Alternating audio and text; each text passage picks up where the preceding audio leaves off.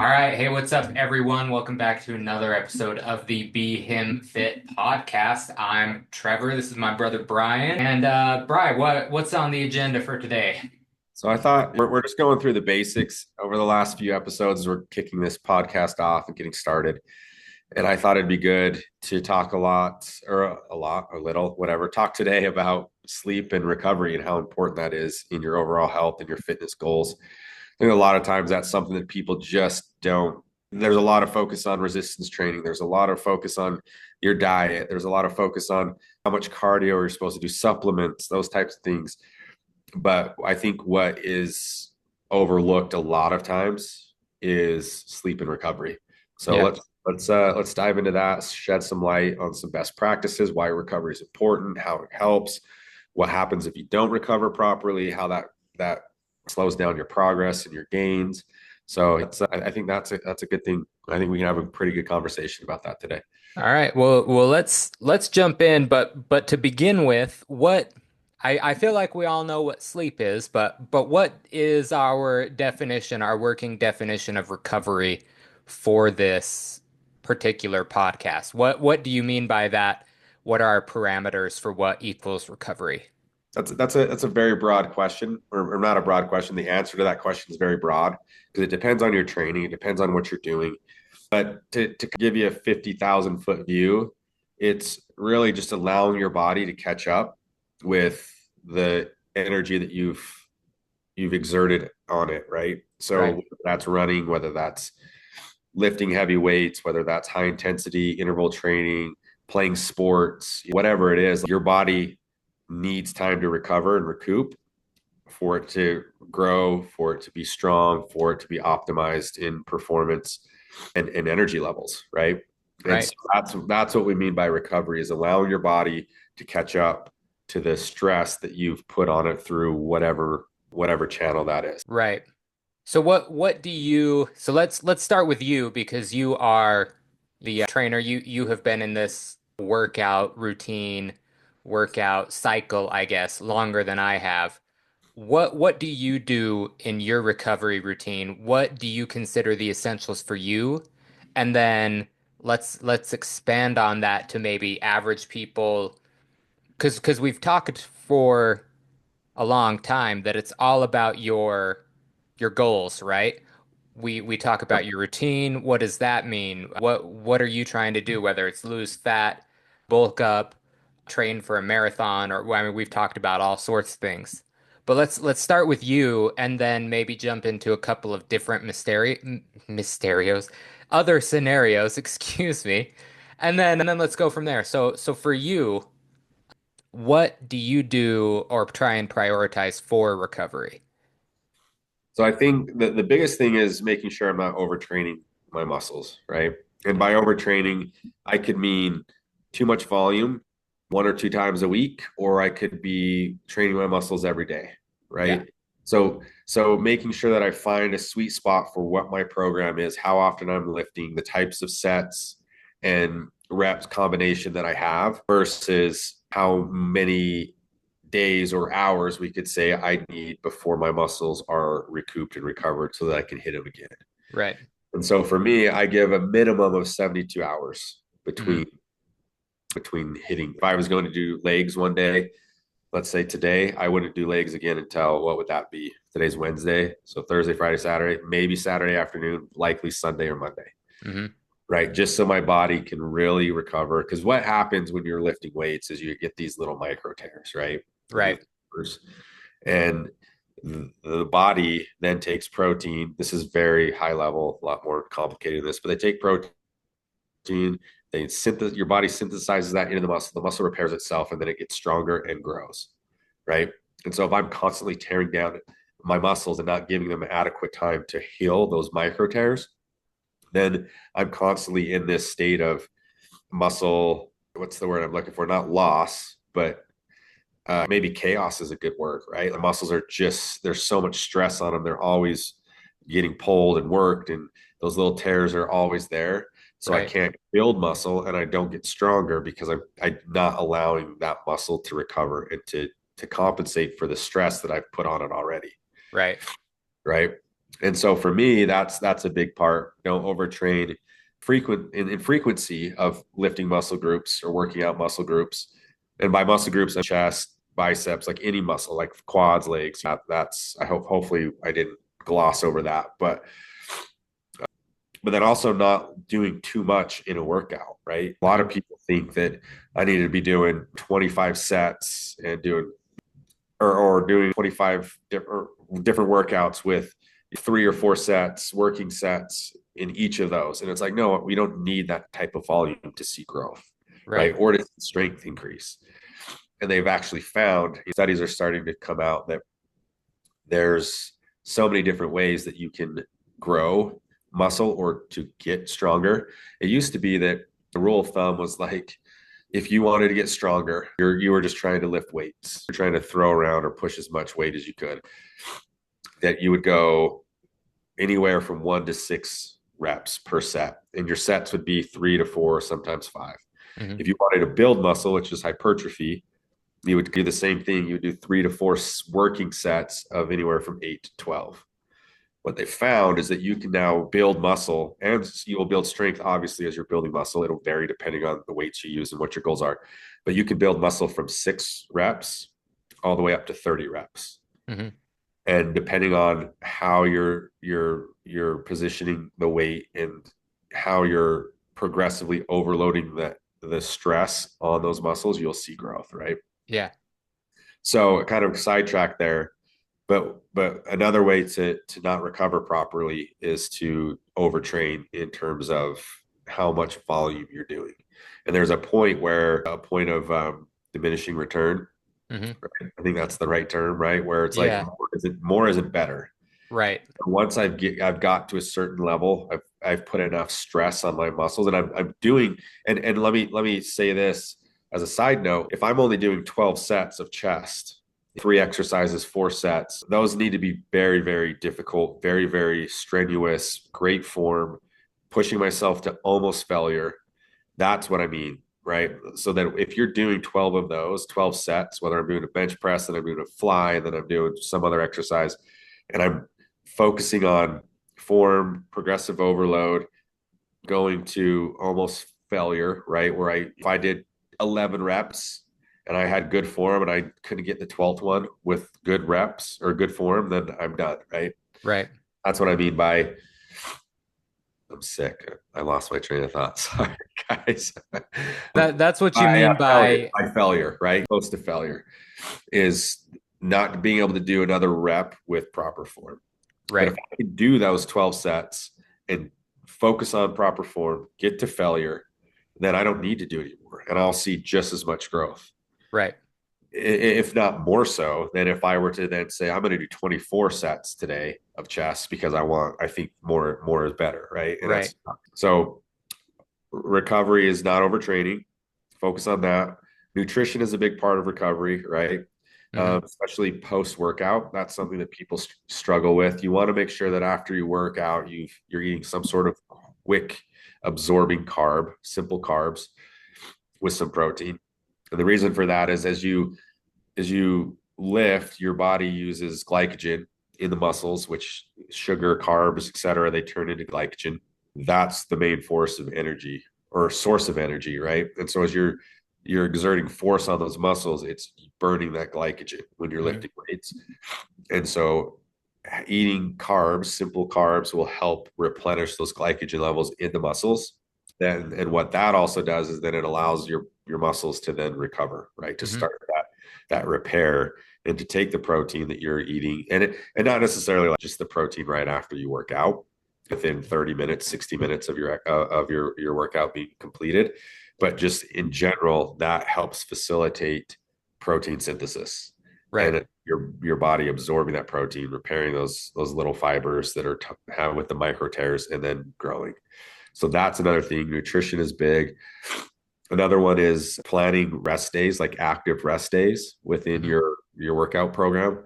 And an active rest day could look like going on a walk, or it could be going to the gym and doing the stairs on a very, very low pace, or going on a hike, going on a bike ride, something like that. That's still you because most people want to move every day. I know I do. I hate rest days, to be honest, because I just want to be in the gym because it makes me feel good. Right. Right.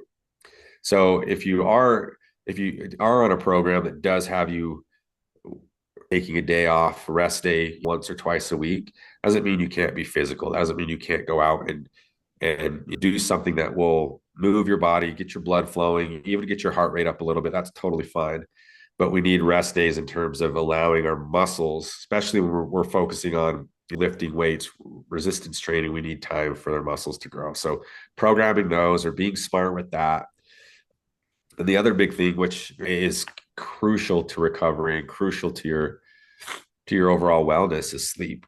And I know we've touched on this in a couple of the different episodes in the past, but sleep is so important.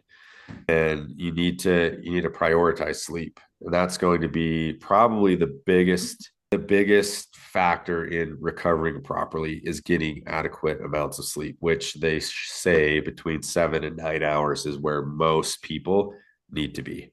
Right.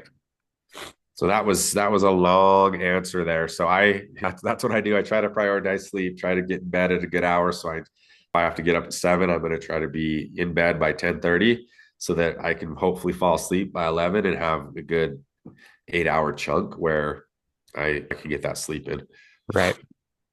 So just to recap, making sure I'm on the same page. So you, to begin with, if you're working out your chest or if you're doing push pull or upper body, whatever the thing that we have talked about, whatever the routines are, you need a 72-hour minimum between working chest and working chest again. And so you schedule your workouts so that if you do chest on Monday, which is, I feel like everyone does chest on Monday, but that's not the point. You do chest on Monday, you don't do it again until Thursday, maybe Friday, depending on how you're feeling. The next thing, you don't want to overwork your muscles. And I did have a question about that. How do you know when you have overdone it, I guess? Is that, do you feel that? Or because when I get to the end of a workout, I'm not necessarily, if you've done it right, your muscles are fatigued or whatever, but how do you know when you've started to get into that diminishing return that we've talked about? I think it's just knowing how many sets, active working sets you're doing, and being conscious of whether you're pushing yourself as hard as you can with good form, right up to that failure. Hmm. So for some people, it's going to vary, right? And some body parts it may vary, right? Like biceps, I could do 2 exercises and have 6 sets and be just completely done, right? Just because I know that based on what I've done, and as I'm paying attention to how my body's responding to the resistance and how fatigued they're getting, and then I know I'm good, right? But a Right. rule of thumb is about for and there's a sweet spot, right? If you really are trying to grow a certain body part that's lagging or whatever, like then you may want to incorporate a little bit more into it or train a Hmm. little bit more intensely. But a good rule of thumb is about 10 to 12 good working sets per muscle group per lift. And then you can build from there. I wouldn't go much more than 15 ever, 15 sets. But I also, depending on how you're feeling, and like I said, biceps, you might get away with 6 or 7 or 8 good working sets instead of 12. Right. And so it's a thing where it's a science, but there's also a lot of finesse to that, right? There's Right. art and a science. Right. And so maybe just so I can understand and tell me if I'm wrong, it's you really have to, one, we go back to, it's always about your goal, what you're trying to do. But it's the listening to your body, knowing what the goal is. You want not just sets with, it's not just moving point A to point B, it's doing it with good form Yep. to the point of exhaustion, whether that's 12 reps or 6 reps or 15 or 20 or whatever your goal is. It's doing it to almost failure with good form. And Exactly. then you're trying it's not more is better. The sweet spot is 12 11 to 12 working Yeah, sets. And maybe that's a baseline to start off of, and then you exactly. can feel that as you are moving on. And not everybody is going to listen and adhere to this, but that's one of the reasons why it's really important to have a coach, Hmm. because they can see that. And if you have a good coach, they're checking in with you weekly. They're understanding how your body's responding to the workout program that they've given you, and then they can adjust, right? Right. So it could be a month or 6 weeks where they're still trying to see how your body's responding to different workouts or stimuli or whatever. But then if they're worth anything, if they're worth the money that you're paying them, they will then see that and they will be like, hey, we need to either increase or we need to decrease. Right. And so that's just a little caveat there that's that's very, very helpful. And you look at even the bodybuilders, right? They all have coaches. Even I'm a coach, but I have a coach. It's just good to have somebody else that's seeing it from a different perspective.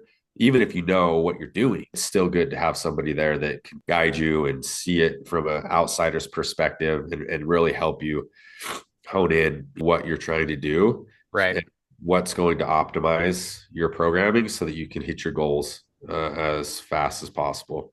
Right. Anyway, so that was a side note there, but it is a good if you want to just get started in the gym, 10 to 12 working sets.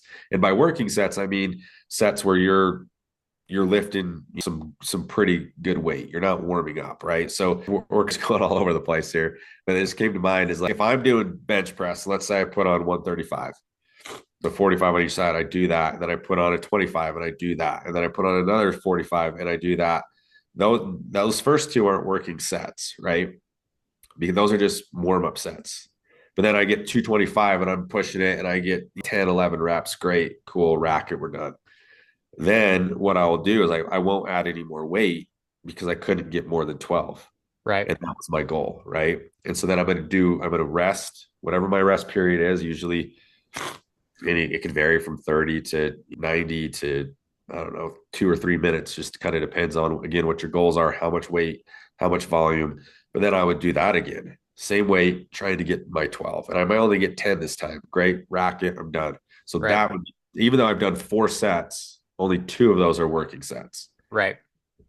And so that's what I mean by working sets. So 10 to 12 working sets per muscle group per lift. Right. Anyway, Perfect. back to recovery. Back to recovery now. So that's lifting is making, recovery is making sure you're not overdoing it. But also then we talked nutrition, Yep. making sure that we have the building blocks to get your muscles what they need to repair. And that was we talked about within about an hour, you want protein and simple carbs with protein. Yep. And that boosts the muscle recovery process, is what I understood from what you were saying. Yeah. Because High level. Yeah. you need the energy, you need protein to start that process. But then we want to talk about sleep. Well, we talked about active rest days, and I think I'm going to circle back around to that. But what do you do if some of us are insomniacs looking at you and can't sleep? How does that affect you specifically? And as you know, and someone like me, I slept 2 hours past my alarm today because I haven't been feeling great and Yeah. couldn't get up. Is there a rule of thumb with sleep, quality over quantity, or do you try? I don't know. What are your thoughts there? Just give me a little bit of I mean, I could that. talk about this for days because, to your point, I've struggled with sleep for the last 20 years. And honestly, it has had a negative impact on my well-being, on my fitness, on my goals because I'm just not recovering the way that I could had I been able to if I were to have slept, right? Hmm. But sleep is probably the most effective recovery tool that we have. It doesn't cost anything. It's easy. We all need it. It's just something we have to prioritize. And so, a couple of things that come to mind. Number one is like, you can't catch up on your sleep. It just doesn't work that way, right? So if I'm like, oh, I'm going to only sleep 5 hours Monday through Friday, and then I'm going to sleep in on Saturday and Sunday, it doesn't work that way, right? Right. And the reason why is because when you're in deep sleep, especially, so like there's different phases of sleep, right? There's light sleep. I don't know exactly. There's Right. sleep, there's REM sleep. And in REM sleep, especially, that's where your body releases growth hormones, right? So that will accelerate muscle repair. That will help with tissue recovery. Other aspects of that recovery process happen because of those growth hormones, right? With testosterone, that sort of thing, especially for guys and girls, right? But that's when your body secretes the most of those growth hormones. Right. So if you're not sleeping or you're not allowing yourself to get into the deep or the REM cycle, then you're going to miss out on that. You're not going to have as much as you would otherwise. So it is good to be able to find ways to get into deep sleep.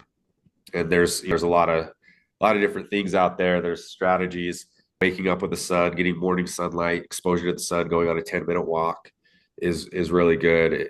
It elevates your cortisol levels, and then they drop throughout the day. It sets your circadian rhythm so that your body gets into that habit of, this is, we wake up when the sun's here, when the sun goes down we go to bed. Having a night routine is really, really great. They usually say, and this isn't always possible, but if it can be, like, you don't want to eat anything within 3 hours of going to bed. You don't want to drink anything with 2 hours before going to bed, and you want to not be on screens, blue light exposure, an hour before you're trying to go to bed. And so that's what they've found is pretty effective. If you can stick to that routine, it's a lot easier said than done. Everybody's life is super chaotic. And so if you can't do those things, I would say, like, for instance, you're at a kid's soccer game and it gets over at 10, right? You guys go and get food, do whatever, get home at 11. I'm not going to then postpone everything until going to bed until 1 or 2 in the morning. Right. I'm going to have to cut my losses and move on, and hopefully that I can get some good sleep. But if you can stick to that routine or something similar to that. Another thing they say is don't do anything in bed. Don't watch TV in bed. So even reading in bed sometimes they've shown, studies have shown that it disrupts sleep.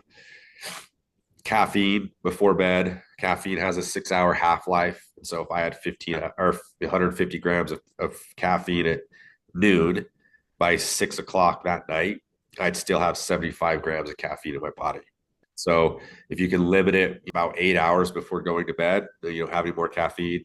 They've said that's what the studies have shown, or it's okay. Right. What are some other things about sleep? Cool. We need a really cool dark room. I think a lot of times we sleep in environments that are too hot. Our body needs to be right around 60. The optimal temperature for most people is 65 to 67 degrees. Noise machines, fans, those types of things can help. There's supplements, there's melatonin, there's which your body naturally produces. I'm not a big fan of melatonin. I don't like it as a supplement. I prefer to my body naturally use that, or create that and use what it creates. But it can be useful. I think the problem is that we get dependent upon it. Our body stops making its own. So I tend to stay away from that. If you've tried everything else and that does help, then I think it's better than not. But in my case, it hasn't really helped. And so Yeah. I'm just like, there's no point in taking it. Other supplements, magnesium is really good. GABA, I can't remember what it stands for, but it's GABA, just like it sounds. GABA is a supplement that, and L-theanine, is that what it's called? I have notes here. Let me see. I can't find it. Anyway, there's different supplements. Go if you're interested, go search the Andrew Huberman Sleep Stack and supplement Sleep Stack, and he has a list of 3 things that are really, really great for sleep and relaxation. So there's a lot of things that you can do with what I had just said to find a routine that works well for you so that you can optimize your sleep, right? Right. So I'm sure we could talk about an entire 3 episodes arc could be on sleep and why, and we could get into the weeds as far as we want on any of these topics, but we're still in the basics. So go to active recovery for me. That's not lifting weights necessarily. We still want to be a little active, but we're not strenuously doing anything to our muscles? And is that all muscles? Do you count? Gosh, sorry, I should have taken notes while you were talking about that. But does it count as active recovery for chest if it's 4 days in between when I did that, or is active recovery not doing any lifting or whatever at all? Does that make sense? Yeah, Per body part or as a whole? the answer is yes and yes. It just depends, right? Most when I say an active recovery day, if I plan an active recovery day in your program, you're not lifting any weights. Right, You might be doing stretching, you might be doing mobility work, you might be, then I'll say go for a bike ride, go for a very, very light, you don't want your heart rate up, right? You want to keep it really, really low. This isn't the intent isn't to increase your cardiovascular health, or it's more of just to keep the body moving and allow it to rest, right? A lot of times I remember whether it's whether it's after a surgery or whether it's after a football game, just getting up and moving the next day really, really helps your body loosen and work things out. Same thing right, with an active recovery day, right? Even though those are extremes, but your body is on a much smaller scale is experiencing these traumas throughout your lifting program. And so it needs a day where it can just work itself out. right, So an active recovery day for me is maybe walking on the treadmill, maybe doing a very small stairs, going to the sauna, ice baths, and those don't have to necessarily be just on active rest days, but doing those types of things that you're not lifting and you're not putting too much stress on your heart and your cardiovascular system. right. That's what I would call an active day. And it could vary depending on your coach, it could vary depending on your goals. But for most people that I coach, that's what I would say this is your rest day. I want it to be active. Here's what you're going to do. Right. So you brought something to mind that I was going to ask about, and I wish I knew where it was, but my question is, what specific things do you recommend for, I don't want to say more extreme, but the reason we were talking about this was last week we were talking about how your shoulder and your arms and your bicep, and we're talking about recovery as far, Yeah. or not as far as injury goes, but like more intense recovery. This recovery, in my mind, that we've touched on up to this point is, we call it best case scenario recovery, maintenance recovery. Non-injury recovery, like body Yeah, properly. right. So now just briefly, how do you incorporate recovery into you have a strained bicep or a muscle tear on one side or some sort of injury that prohibits working out to the level that you would if you weren't injured, but like, you still want the gains of muscle recovery or not muscle recovery of the exercise of working out all of that and recovering at the same time. Is there a difference in your approach as you are for you told me last week your bicep you can't do your is it your right arm or your left arm or whatever, but so how do you still rehabilitate and recover your muscles while not losing all of your gains? I don't know. Am I making sense in my question here? You are, and that's a tricky situation. I think at that point, if you really wanted to recover and you really wanted to take care of the issue, then you need to go seek medical advice, Mhm. medical professionals who know what they're doing, whether that's PT, whether that's going to a sports medicine doctor, whatever, something, because there's so much more to anatomy and to the physiology of muscles and how things work that are outside my ability to speak in a professional way. I understand it. So I would never. So if I had a client that came to me who had the same injury as I do, what I tell them was like, well, is it bad? Is it broken? Is there a muscle or a ligament or a tendon issues? That if you think there is, then I would say immediately go have a doctor look at it. Right. Right. If you don't think it's that bad, it just hurts to lift, or it's maybe you've experienced tendonitis before, and you think, oh, it just feels like tendonitis. Then I would say, well, I would listen to your body. Don't do anything that hurts. I have a friend, Josh. He was just telling me he did something to his knee, and he's one of my clients right now. And I told him, dude, if it hurts, don't do it. There's no need in pushing past the pain, right? If it's Right. true pain, Right. there can be some comfort lifting weights. It can burn, it can hurt. But if it's true pain, and everybody knows the difference, right? Between this is an actual injury or it's just uncomfortable, you Right. know? So if again going back to me, I would say, hey, what does it feel like? Can you move it? And it's, I don't know, a couple of days after, it was the first day I could hardly even move at all. It was pretty brutal. And so I waited, and I would say, well, how does it feel a couple of days later? Well, you probably shouldn't do anything with it. So don't do anything that hurts. Any movements that are going to put stress on that injury, don't do it. Yeah. Let it recover. Ice it, take ibuprofen, do those things that are pretty common for most people, and then just give it some time.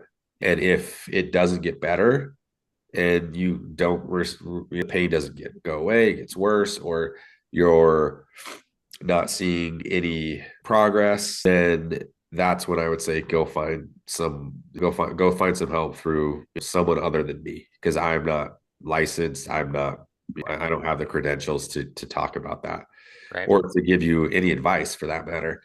And so for me, I'm a little stubborn and than most, I think. And I just kind of was like, it's gonna heal itself, it's gonna heal itself. And 3 4 weeks go by and I still can't do any bicep curls. It's not getting any better. I can't move it. I even remember one night I rolled over and did something under my pillow and it hurt so bad. I remember screaming and maybe a swear word or two came out, but eventually I was like, I got to go see somebody. So I've been in physical therapy for a couple of weeks now, Yeah. trying to get it back to health. And so that type of recovery, when it's major injuries, it's not just the normal wear and tear of a workout program of lifting weights and running and putting stress on your body. If it's an actual injury, I would say you need to go see a medical professional, Right. and then they can put you on the right regimen to heal and to get back to a point where then you can start doing your regular workout routine. Right. And I No, would I would defer and wait. Again, I'm not a good patient because I don't, but it's best to wait until they clear you and say you're good. You're not going to cause any more damage if you were to go do something like a bicep curl in my instance that's going to put stress on my bicep and on my forearm. So right. I don't know if that answered your question. No, it does. It's I feel like you and I are at an advantage to most people because our dad is a doctor, and so and not just a doctor, he's a family practice doctor, so he's got that broad range of practical, I see this kind of stuff all the time, and this is what I recommend people do when they do this. Or someone hurts their back, I send them to PT. Or with this, so we've got a someone that we can go to. But I do think that if you are having any real issue, that we know when muscles are sore, a little uncomfortable, or tight, or whatever, versus real pain Yep. and a real issue. And if you're having that real pain, I would say sooner rather than later, if you think it's an issue, you should talk to a healthcare professional. Because if you think it's going to go away and it's not, and you do something to injure it worse,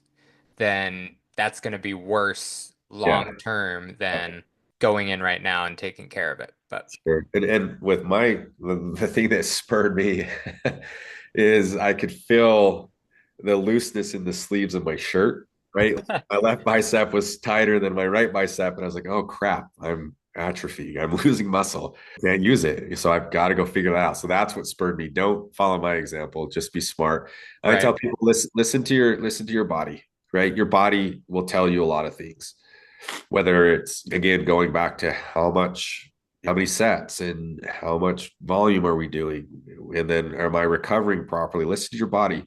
And obviously you got to push yourself, right? You have to push. There's that progressive overload, or else you're not going to see any results, whether that's strength, whether that's muscle growth, whether you're trying to run a marathon, let's say, right? You have to push yourself. So, and it's going to be uncomfortable at times. It's going to hurt at times, but listen to your body and use common sense and know, hey, this doesn't feel right. I've ran training for this marathon for 2 months now, and I haven't felt this in my knee. Right. I'm sore, my legs have hurt, I've had pain, whatever, but this feels different. Listen to your body because your body will tell you a lot of times what's going on, that something's wrong, and then you can go figure that out.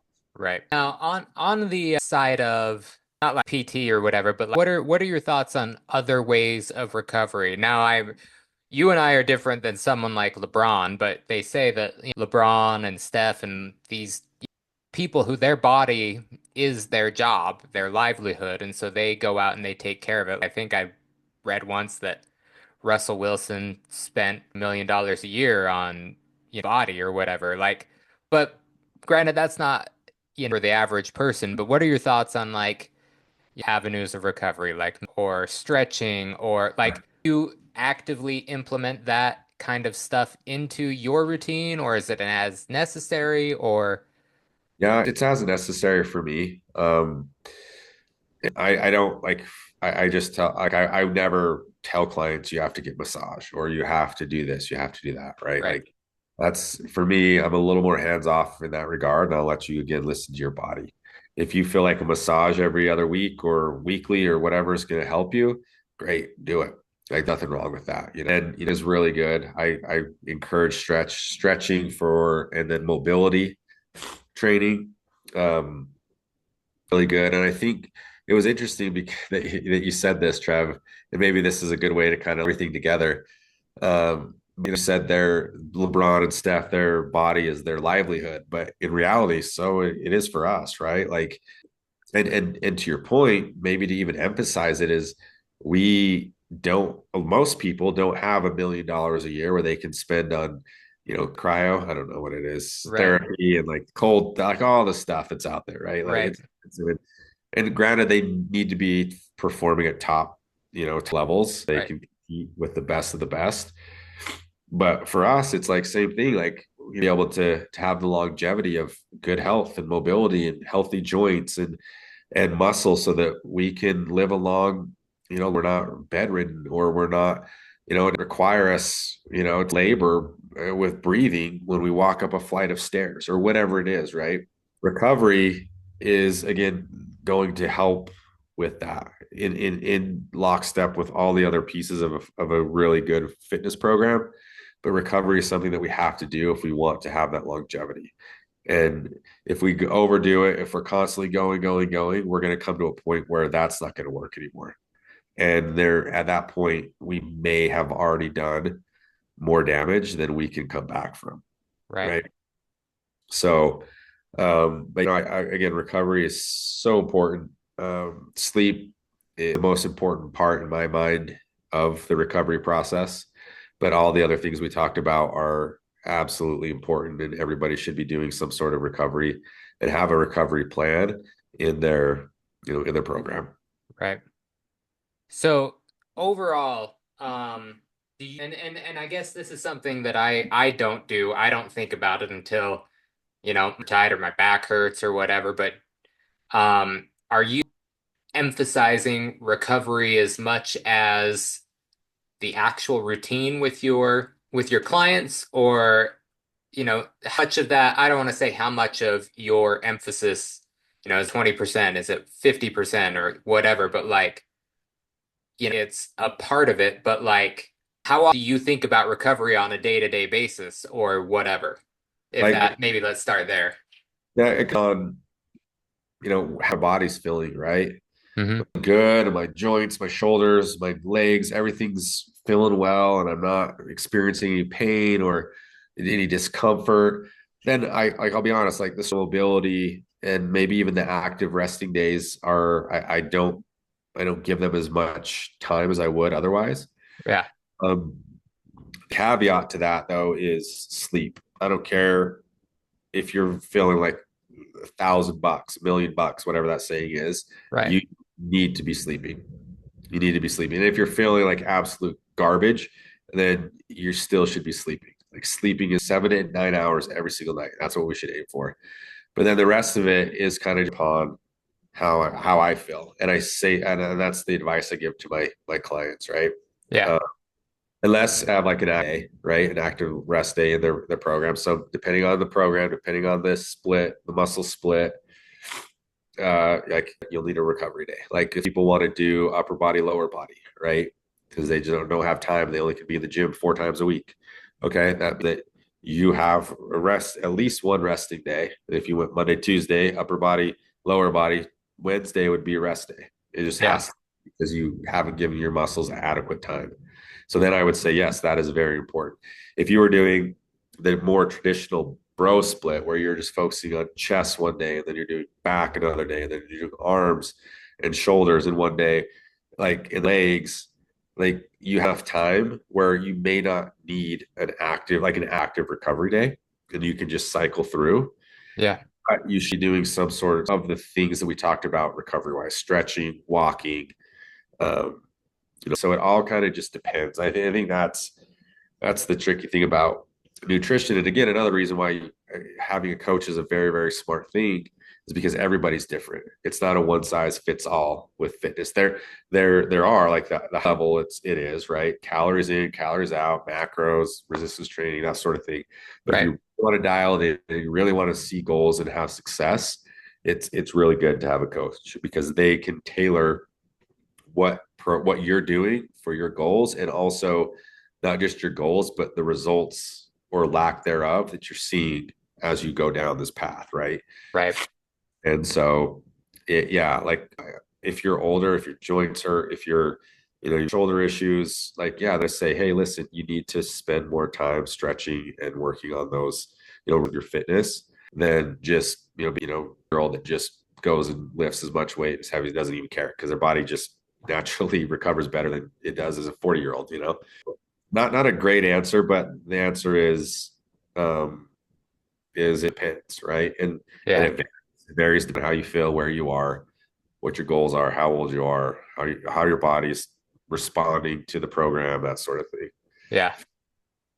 All right. Well, I think we've covered almost everything that we wanted to. Do you have anything that I've missed on our list before we wrap things up?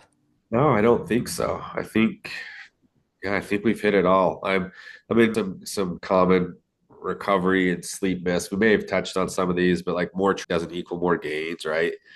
I think we have touched on all this. Oh, one thing we haven't touched on. So the three myths that I had is training more isn't necessarily better, right? Right. Sometimes less is more.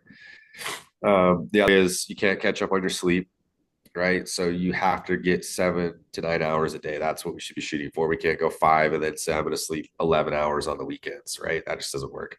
Right.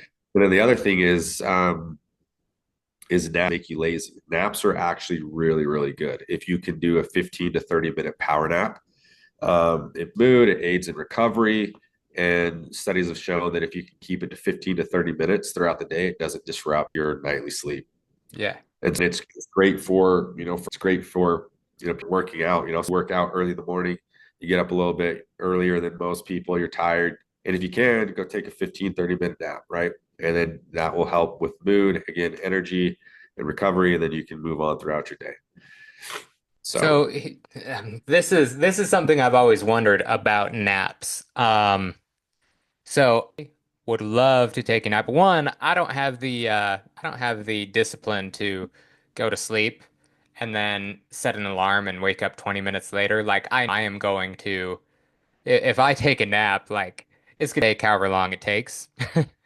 But do count that as, is it 7:56? I'm taking a nap right now. I set an alarm for, you know, whether I fell asleep or not. That's the exact limit of where I am, or do you kind of make sense? yeah, Do you fall immediately asleep? honestly, like when I'm taking a nap, I'll fall asleep. It doesn't matter if I'm taking a nap or I'm actually just going to bed. Like I sleep really, really quickly. Yeah, But my run into is I don't stay asleep. So naps are perfect for me. yeah, I don't set an alarm because I'll go lay down 2 minutes, I'm asleep. And then naturally my body just wakes up in 15, 20, 30 minutes. Right.